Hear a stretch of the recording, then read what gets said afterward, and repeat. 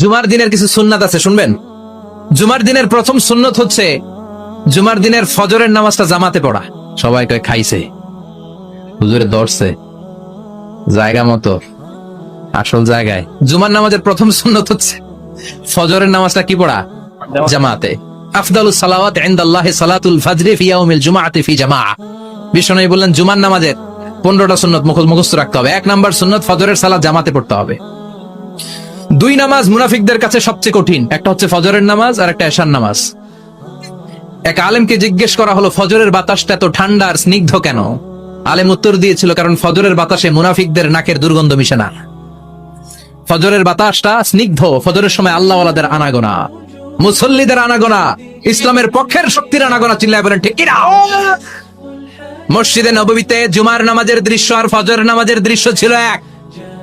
বাংলাদেশে ফজরের নামাজের দৃশ্য আর জুমার নামাজের দৃশ্য এক নাকি? ফজরের নামাজের সময় মুসল্লি নাই, এক কাতার হয় না, আর জুমার নামাজে পাক্কা মুসল্লি দেরি করে গেলে বারান্দায়ও জায়গা পায় না। কথা কন। তাহলে ফজরের নামাজটা আমরা জামাতে পড়ব ইনশাআল্লাহ। এত আসতে আর জোরে পড়েন ইনশাআল্লাহ। মনে থাকবে? ইমাম সাহেব কে মসজিদের?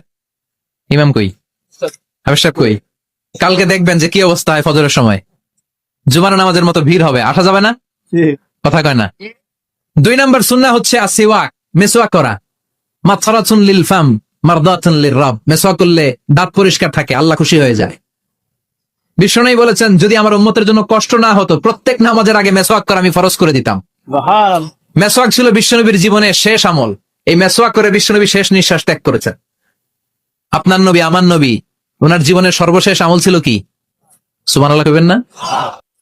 বিশ্বনবী জাইতুনের ডাল দিয়ে মেসওয়াক করতেন। বিশ্বনবী বলতেন, নি'মা সিওয়াকিয়া জাইতুন ফাইন্নাহু সিওয়াকি ওয়া সিওয়াকুল আমবিয়া মিন ক্বাবলি। জাইতুনের ডালের মেসওয়াক কতই না ভালো, কারণ এটা দিয়ে আমিও মেসওয়াক করি, আমার আগে সব নবীরাই জাইতুনের ডাল দিয়ে মেসওয়াক করেছে। সুবহানাল্লাহ।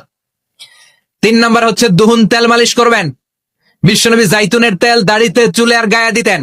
বিশ্বনবী বলতেন, ওয়াদাহিনু ফাইন্না ফিত তাদহিনি বারাকাত। তেল খাও, তেল দাও, তেল মালিশ করো, তেলের ভেতরে আল্লাহ বরকত ঢুকাইয়া দিছে। তেল দিবেন তো। 4 নম্বরে আতিব, জুমার দিনে সুগন্ধি লাগিয়ে যাওয়া সুন্নাত।